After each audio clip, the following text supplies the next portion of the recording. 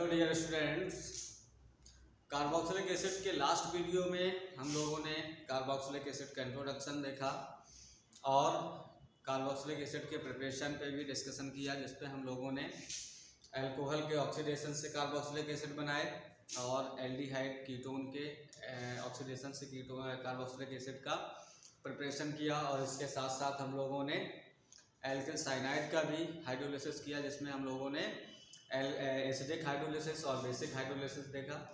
तो acidic hydrolysis में हम लोगों को डायरेक्ट कार्बोक्सिलिक एसिड मिल जाते थे, जबकि बेसिक हाइड्रोलिसिस में हम लोगों ने देखा कि इसमें सोडियम जो सॉल्ट होते हैं वो कार्बोक्सिलिक एसिड के मिलते हैं।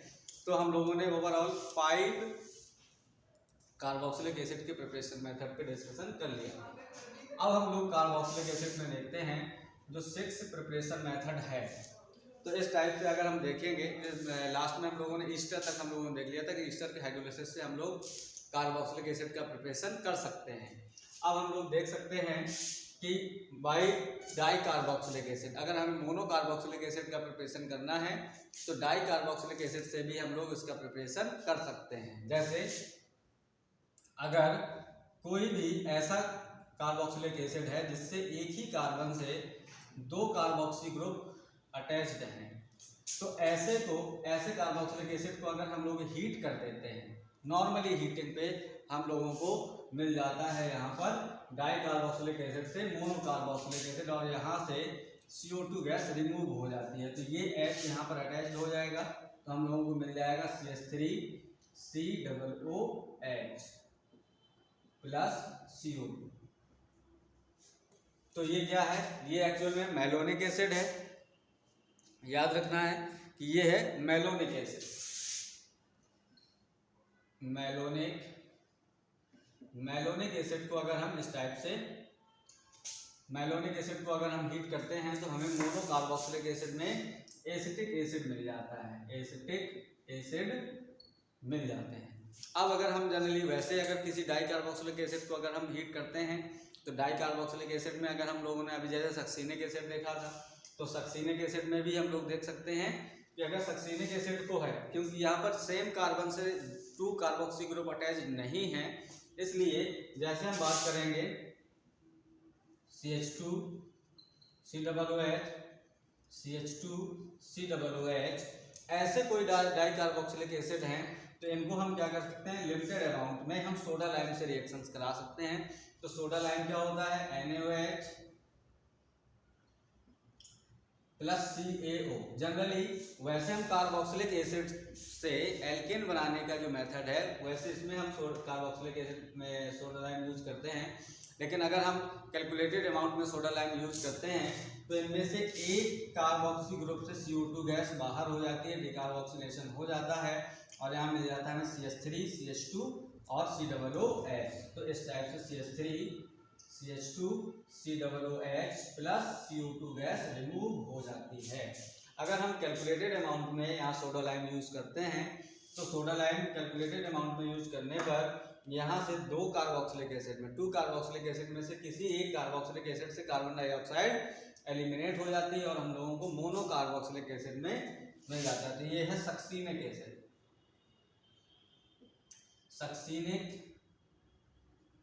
सक्सीनिक एसिड से हम लोगों को मिल जाता है 3 कार्बन का प्रोपेनोइक एसिड मिल जाते हैं। ये जबकि ये डाई कार्बोक्सिलिक एसिड है और यहाँ पर मोनो कार्बोक्सिलिक एसिड मिल जाते हैं। तो ये देख लेंगे। अब हम लोग देखेंगे जो नेक्स्ट इसका प्रिपरेशन है वो हम लोग देखेंगे एल्केन के ट्राई हैलाइड डेरिवेटिव्स के हाइड्रोलिसिस से। तो ये नोट कर लें।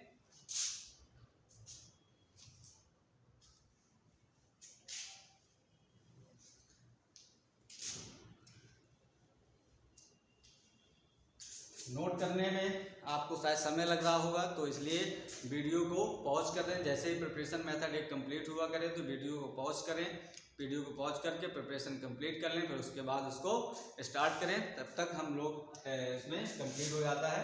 अब हम लोग 5th इसमें देखेंगे, 6th वाला 7th में हम लोग प्रिपरेशन मेथड में देखेंगे by the hydrolysis of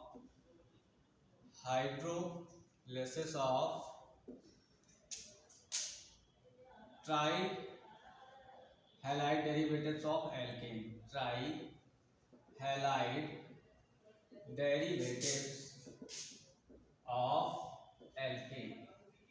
alkene के ट्राई हैलाइड डेरिवेटिव जैसे हम मेथेन मान लें, मेथेन का ट्राई हैलाइड डेरिवेटिव्स, अगर हम क्लोरीन का डेरिवेटिव्स देखेंगे तो क्लोरोफॉर्म हो जाएगा। तो हम लोग ये मान लेते हैं कि यहाँ पर RCHX3, इसके अगर हम रिएक्शन कराते हैं KOH से, तो यहाँ पर हम लोगों को जब ये 3KOH निकल जाएगा, यहाँ पर 3KX निकल जाएगा, -3KX निकाल लो, ऐसे करो, यहाँ पर -3KX रिमूव हो जाएंगे। यहाँ पर 3 मोल्स हमने यूज कर लिए, अगर हम इसको बैलेंस करेंगे तो 3KX निकल जाएंगे, और यहाँ पर हम लोगों को मिल जाएगा 3ROH और यहाँ पर OH। लेकिन हम लोगों को यहाँ से वाटर मॉलिक्यूल एलिमिनेट होगा। लास्ट वीडियो में हमने साइनाइड के हाइड्रोलिसिस में डिस्कशन किया था, लेकिन यहाँ पर मीडियम बेसिक है, तो यहाँ पर हम लोगों को डायरेक्ट कार्बोक्सिलिक एसिड नहीं मिलने वाले हैं, क्योंकि एसिड और ये बेस कंबाइंड होकर सॉल्ट का फॉर्मेशन करते हैं। तो हम लोग यहाँ पर देखते हैं कि यहाँ पर हमें जो मिलने वाला है वो RCOO मिलने वाला है, potassium salt of carboxylic acid, potassium salt of carboxylic acid, ये हम लोगों को मिलता है। और जब भी हम इसकी हाइड्रोलिसिस कर देते हैं, मतलब एसिडिक मीडियम में HCl से रिएक्शंस कर देंगे, तो हम लोगों को मिल जाएगा, ये KCl रिमूव हो जाएगा और हम लोगों को मिल जाता है RCOOH, मतलब कार्बोक्सिलिक एसिड हमें मिल जाता है। तो इस टाइप से हम लोग कार्बोक्सिलिक एसिड के प्रिपरेशन को कंप्लीट कर लेते हैं। तो ये हमने एलिमेंट्री रिएक्शन देखे। अब हम लोग देखते हैं, जैसे एग्जांपल में हमने मान लिया कि क्लोरोफॉर्म है। क्लोरोफॉर्म क्या होता है? CHX3 की अगर हमने रिएक्शंस बेसिक मीडियम में KOH से रिएक्शंस कराते हैं तो हम बैलेंस करेंगे, तो यहीं पर बैलेंस कर ले रहे हैं, तो -3KCl रिमूव हो जाएगा, यहाँ पर Cl3 देखो, क्लोरोफॉर्म है CHCl3, क्लोरोफॉर्म, या इसी को ट्राइक्लोरोमेथेन भी कह देते हैं। अब यहाँ पर हमें जो मिलने वाला है वो CH, यहाँ पर 3OH लाते हैं, 3OH। और हम लोगों ने पहले ऑलरेडी डिस्कस कर रखा है कि एक कार्बन में, सिंगल कार्बन में 2 और more than 2 carboxylic acid survive नहीं करते हैं। जब भी ऐसा होता है तो उससे वाटर मॉलिक्यूल एलिमिनेट हो जाता है। तो यहाँ से वाटर मॉलिक्यूल H2O एलिमिनेट हो गया। एक्चुअल में इसमें बेस की प्रेजेंस है, तो हम लोगों को मिलने वाला जो प्रोडक्ट होगा वो होगा HCOOH नहीं आएगा, बल्कि सॉल्ट है, इस पे बेस है, इसलिए सॉल्ट बना देता है, तो ये पोटेशियम फॉर्मेट बन जाता है। इसका नाम होता है पोटेशियम फॉर्मेट बनता है। और इसमें हम लोग HCl की रिएक्शंस कराते हैं, HCl की रिएक्शंस करा देंगे तो हम लोगों को मिल जाता है HCOOH, मतलब फॉर्मिक एसिड। इस टाइप से हम लोग एल्केन के कार्बोक्सिलिक एसिड के प्रिपरेशन हम लोग ऐसे डिस्कस कर लेते हैं। क्लियर हो गया होगा। अब हम लोग देखते हैं इसकी नेक्स्ट प्रिपरेशन मेथड, इसको नोट करें। तो अब हम लोग देखते हैं bye the hydrolysis of acid amide भी हो सकते हैं, एसिड हैलाइड भी हो सकते हैं, जिनसे हम लोग एक्चुअल में ये जो हम कार्बोक्सिलिक एसिड के प्रिपरेशन देख रहे हैं, ये रिएक्शंस के इंटर कन्वर्जन में बहुत ज़्यादा इंपॉर्टेंट होते हैं। तो अब हम लोग देखेंगे hydrolysis of acid amide. Acid amide का जो फॉर्मूला है देखते हैं अभी यहाँ पे। एसिड एमाइड का मतलब होता है RCONH2 की अगर हम एसिडिक मीडियम में हाइड्रोलिसिस करते हैं तो हम लोगों को कार्बोक्सिलिक एसिड मिल जाते हैं। जैसे हम लोगों ने कहा है RCONH2 की हमने हाइड्रोलिसिस, वाटर से हाइड्रोलिसिस की एसिडिक मीडियम में, HCl की प्रेजेंस में हमने इसकी हाइड्रोलिसिस की है, तो यहाँ पर हम लोगों को मिलता है RCOH प्लस यहाँ पर ये कंबाइंड होकर बना देता है NH4Cl अमोनियम क्लोराइड। इसी को हम लोग जनरल में नौसादर बोलते हैं, ये चीज याद रखना। तो ये है एसिड एमाइड है, और यहाँ पर मिल जाता है हमें कार्बोक्सिलिक एसिड, और यहाँ पर मिल जाता है अमोनियम क्लोराइड मिल जाते हैं। ऐसे ही हम लोग एक रिएक्शन और देख लेते हैं जिसको हम लोग कहते हैं CH3CONH2। इसका नाम होता है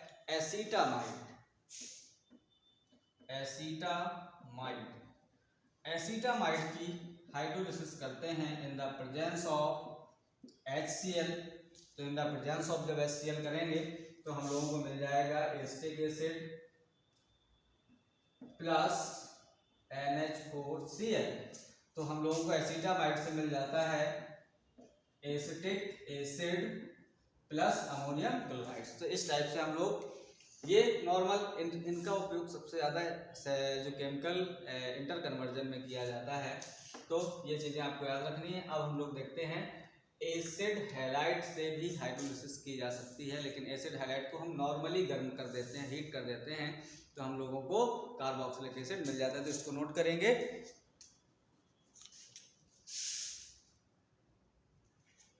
अब हम लोग देखते हैं जो नेक्स्ट प्रिपरेशन मेथड होगा वो है bye the hydrolysis of acid halide. Bye the hydrolysis of acid halide.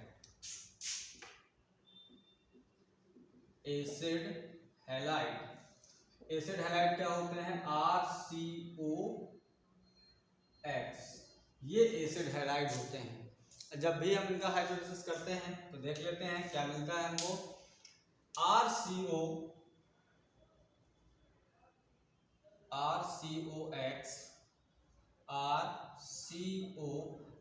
को अगर हम लोग वाटर से रिएक्शंस कराते हैं H2O और इसको जनरली हम हीट कर देते हैं, इसमें हमें एसिडिक मीडियम की ज़रूरत नहीं होती है। तो यहाँ पर देखें कि यहाँ पर देखो, अगर हम इसको अगर ब्रेक करना चाहेंगे तो ये बॉन्ड इस टाइप से बना है। जैसे हम कहेंगे CH3CO और यहाँ पर ये X लगा हुआ है, इसकी हमने H2O से रिएक्शंस करा दी तो H प्लस और OH माइनस में ब्रेक हो जाएगा वाटर। जबकि यहाँ पर ये पोलैरिटी वाला बॉन्ड है तो कार्बन और हाइड्रोजन में हम लोग यहाँ पर Cl मान ले रहे हैं। Cl इसका नाम एसिड हैलाइड हम कह लेंगे, एसिड क्लोराइड है। एसिड क्लोराइड में ये जब बॉन्ड ब्रेक होगा तो ये बॉन्ड इस टाइप से ब्रेक हो जाएगा। तो यहाँ पर आपको क्लोरीन पे नेगेटिव और कार्बन पे पॉजिटिव मिलेगा। तो ये पॉजिटिव वाला अटैच्ड हो जाएगा यहाँ पर, पॉजिटिव से ये नेगेटिव वाला अटैच्ड होगा। OH ग्रुप अटैच्ड होगा कार्बन पे और जबकि H वाला नेगेटिव पे अटैच्ड हो जाएगा। तो हमने जो मिलने वाला प्रोडक्ट है हीटिंग पे वो हम लोग देखेंगे। तो ऐसे ही यहाँ पर तो ये H प्लस और OH माइनस, तो OH माइनस अटैच्ड होगा कार्बन पे और H प्लस वो अटैच्ड हो जाएगा हाइड्रोजन पे। तो इस टाइप से हमें जो मिलने वाला है RCOOH प्लस HCl मिल जाता है। तो हम लोगों को मिल जाता है कार्बोक्सिलिक एसिड और यहाँ पर हम लोगों को मिलना है CH3COOH प्लस HCl। तो इस टाइप से हम लोगों ने ये देखा कि एसिड हैलाइड का जनरली हाइड्रोलिसिस करते हैं या हीट कर देते हैं वाटर के साथ, तो यहाँ पर हम लोगों को कार्बोक्सिलिक एसिड मिल जाते हैं। ये है एसिटिक एसिड। क्लियर? तो अब इसको नोट कर लें। अब हम लोगों के यहाँ पर अप्रॉक्स जो कार्बोक्सिलिक एसिड की प्रिपरेशन मेथड हैं वो कंप्लीट हो चुकी हैं। अब हम लोग इनके कुछ फिजिकल प्रॉपर्टी और देख लेते हैं। तो इसको नोट कर लें, फिर हम देखते हैं इसकी फिजिकल प्रॉपर्टी। तो अब हम लोग स्टार्ट करते हैं इनकी फिजिकल प्रॉपर्टी। प्रिपरेशन मेथड हम लोगों ने कंप्लीट कर लिए हैं कार्बोक्सिलिक एसिड पे। Physical property of carboxylic acid. Physical property of carboxylic acid में हम लोग ये देखते हैं कि कार्बोक्सिलिक एसिड के जो मेंबर्स होते हैं उनमें कलर क्या होता है, ऑर्डर क्या होता है, सॉल्युबिलिटी क्या है। तो ये सब हम लोग इसमें फिजिकल प्रॉपर्टी में डिस्कस करेंगे। और इनकी सॉल्युबिलिटी के आधार पर अगर हम देखेंगे इनके जो मेल्टिंग पॉइंट हैं या बॉइलिंग पॉइंट्स हैं वो कैसे हैं, और इनके जो मॉलिक्यूल्स हैं वो डिसोसिएट होते हैं या नहीं, या डाइमर बनाते हैं या नहीं। तो ये हम लोग इसमें देखेंगे physical property of carboxylic acid. तो हम लोग डिस्कस करते हैं physical properties of carboxylic acid. Carboxylic acid की हम फिजिकल प्रॉपर्टी में सबसे पहले हम लोग देख लेते हैं कि जो कार्बन फर्स्ट से लेकर कार्बन 3 जो फर्स्ट 3 मेंबर्स होते हैं, फर्स्ट 3 मेंबर्स का मतलब यहाँ पर हम लोग देखते हैं कि फॉर्मिक एसिड है, CH3COOH एस्टिक एसिड है, और CH3CH2COOH है। तो ये कलरलेस अनप्लीजेंट स्मेल के लिक्विड होते हैं एट रूम टेम्परेचर। ये हैं colourless unpleasant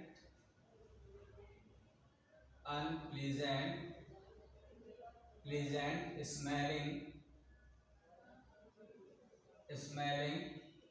liquid at room temperature. Generally NCERT में हम लोग देखते हैं कि उन्होंने लिख दिया है कि अप टू 9 तक के जो कार्बोक्सिलिक एसिड होते हैं वो कलरलेस ऑर्डरलेस लिक्विड होते हैं एट रूम टेम्परेचर। लेकिन एक्चुअल में ऐसा नहीं है। जो फर्स्ट 3 मेंबर्स होते हैं जिसमें हम फॉर्मिक एसिड, एस्टिक एसिड और प्रोपेनोइक एसिड देखते हैं, तो कलरलेस अनप्लीजेंट मतलब तीखी गंध वाले होते हैं और लिक्विड स्टेट में पाए जाते हैं रूम टेम्परेचर पे। सेकंड हम लोग देखते हैं कि अब यहाँ पर कार्बन 4 से लेकर, तो अगर हम देखेंगे कि अगर हम कार्बन यहाँ पर 2 है, कार्बन 3 में देखेंगे तो कार्बन C3H7COOH से लेकर हम लोग देखते हैं C8H17COOH के जो लिक्विड होते हैं या कार्बोक्सिलिक एसिड होते हैं, मतलब मेथ एथ प्रो ब्यूटेनोइक एसिड से लेके नोनेनोइक एसिड तक अगर हम लोग देखेंगे तो ये कलरलेस होते हैं, colourless liquid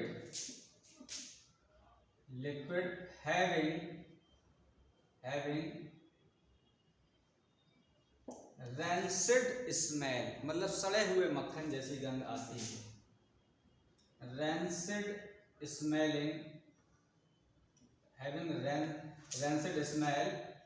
at room temperature पर।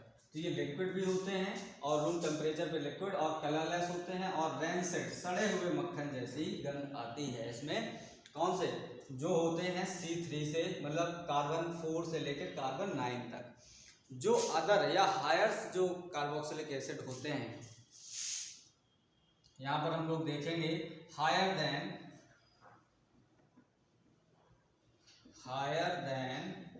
C8H17COOH कार्बोक्सिलिक एसिड ये होते हैं कलरलेस ऑर्डरलेस वैक्सी सॉलिड होते हैं। कलरलेस ऑर्डरलेस वैक्सी सॉलिड्स होते हैं, वैक्सी सॉलिड्स होते हैं। तो इस टाइप से हम लोगों ने इनकी फिजिकल प्रॉपर्टी इस टाइप से हम लोग देख लेते हैं। याद रखना, first 3 member formic acid, acetic acid और प्रोपेनोइक एसिड जो होते हैं कलरलेस अनप्लीजेंट तीखी गंध वाले लिक्विड होते हैं रूम टेम्परेचर पे, और जो कार्बन 4 से लेकर कार्बन 9 तक के हैं जो कलरलेस होते हैं लिक्विड होते हैं और इनमें रैंसिड स्मेल पाई जाती है, सड़े हुए मक्खन जैसी गंध पाई जाती है। और जो कार्बन 9 से हायर होते हैं इनको हम फैटी एसिड्स भी कह देते हैं। तो ये वैक्सी सॉलिड होते हैं और इनमें कलरलेस भी होते हैं और ऑर्डरलेस भी होते हैं। अब हम लोग देख लेते हैं इनकी सॉल्युबिलिटी, तो इसको नोट कर लेंगे, फिर हम लोग देखते हैं सॉल्युबिलिटी।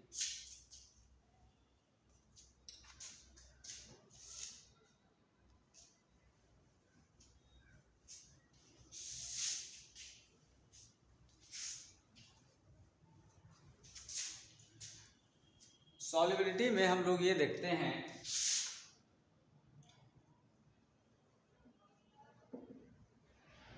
सॉल्युबिलिटी एक्चुअल में सॉल्युबल इसलिए होते हैं जिनके जो फर्स्ट 4 मेंबर होते हैं, FIRST, फर्स्ट 4 मेंबर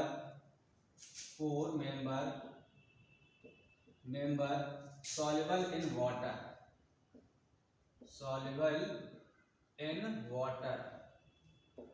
अब इसका रीजन क्या है? Due to less hydrocarbon character और hydrogen bond formation, due to less hydrocarbon character and second reason है ड्यू टू फॉर्मेशन ऑफ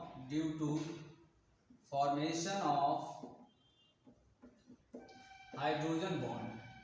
अब एक्चुअल में क्या है कि ये जो कार्बोक्सिलिक एसिड होते हैं, अब जिनमें जैसे ही R की वैल्यू मतलब एल्किल ग्रुप जितना ज़्यादा होता जाएगा कार्बोक्सिलिक एसिड में, उतना ही एल्किल ग्रुप ये हाइड्रोकार्बन कैरेक्टर ज़्यादा हो जाएगा। हाइड्रोकार्बन कैरेक्टर ज़्यादा होगा मतलब नॉन पोलर कैरेक्टर पे हो जाएंगे, नॉन पोलर कैरेक्टर होंगे तो वाटर में डिजॉल्व नहीं होंगे या वाटर में सॉल्युबल नहीं होते हैं। इसका मतलब हायर फैटी एसिड्स जो होते हैं या हायर कार्बोक्सिलिक एसिड जिनमें एल्किल ग्रुप की चेन जो होती है वो लॉन्ग होती है, वो वाटर में सॉल्युबल नहीं होते हैं। फर्स्ट 4 मेंबर आसानी से डिजॉल्व हो जाते हैं। इससे जो हायर मेंबर्स होते हैं वो नॉर्मली वाटर में लेस सॉल्युबल या इनसॉल्युबल हो जाते हैं। तो हम लोगों ने बात कर ली ये सॉल्युबिलिटी। अब सॉल्युबिलिटी में हायर फैटी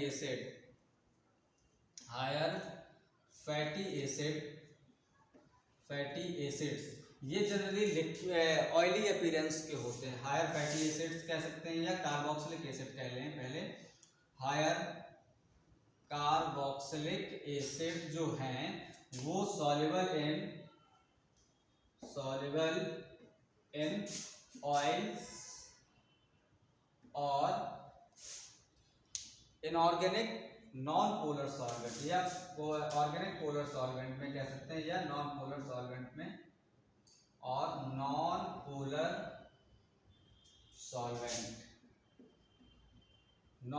सॉल्वेंट में इनकी सॉल्युबिलिटी हो जाती है। क्यों? क्योंकि यहाँ पर हाइड्रोकार्बन कैरेक्टर ज़्यादा हो जाता है। अब आपको देख लेना है सॉल्युबिलिटी के साथ साथ, अब अगर हम इनके मेल्टिंग पॉइंट और बॉइलिंग पॉइंट्स पे जाते हैं तो मेल्टिंग पॉइंट और बॉइलिंग पॉइंट्स में मेल्टिंग या हम ये कह सकते हैं बॉइलिंग पॉइंट देख लेते हैं। इसको नोट कर लें, फिर हम लोग बॉइलिंग पॉइंट्स अलग से डिस्कस करते हैं।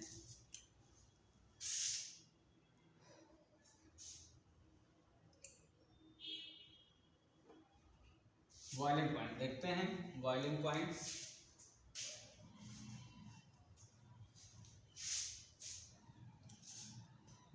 पॉइंट्स एक्चुअल में हाइड्रोजन बॉन्ड फॉर्मेशन की वजह से इनके जो करस्पॉन्डिंग या इक्विवेलेंट एल्कोहल्स होते हैं उनकी कंपैरिजन में कार्बोक्सिलिक एसिड का जो बॉइलिंग पॉइंट्स होता है वो ज़्यादा होता है, हायर होता है। देखें जैसे हम लोग कहते हैं बॉइलिंग पॉइंट, तो इसमें आप ये लिखेंगे हायर देन एल्कोहल। यहाँ पर इसमें ब्रैकेट में लिख देंगे सेम एटॉमिक या सेम मॉलिक्यूलर वेट।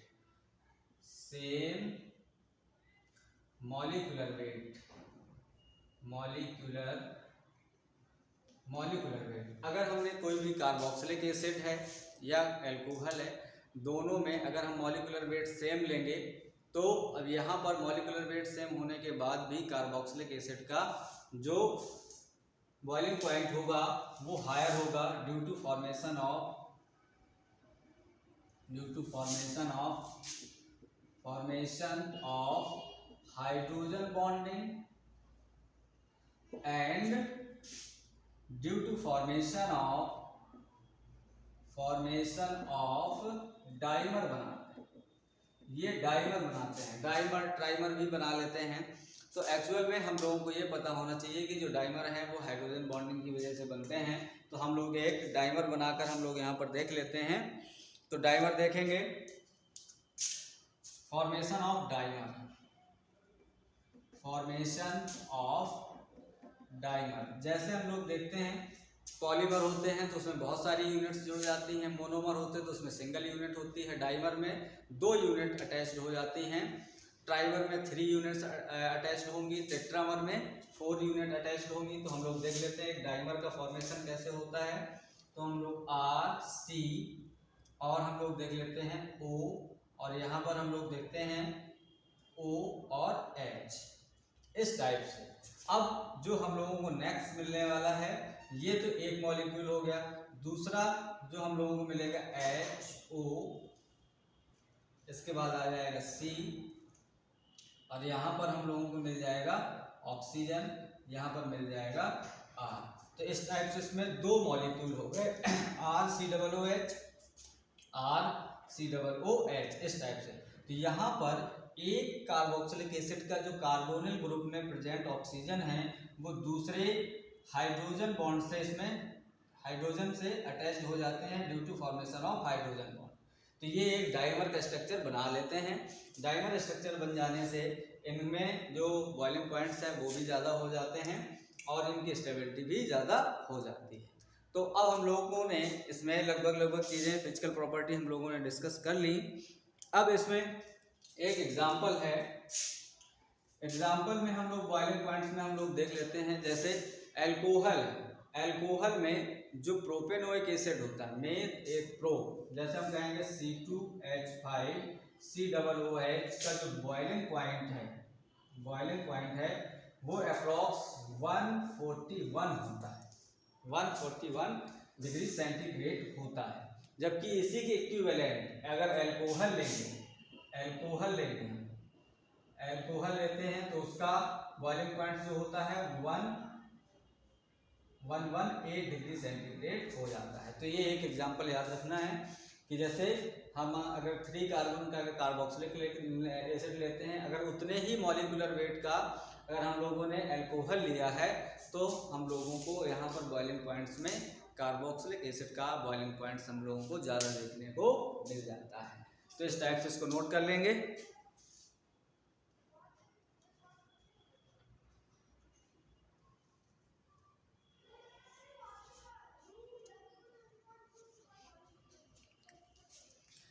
तो अभी तक हम लोगों ने कार्बोक्सिलिक एसिड के प्रिपरेशन कंप्लीट कर लिए हैं, इनकी फिजिकल प्रॉपर्टी कंप्लीट कर ली हैं।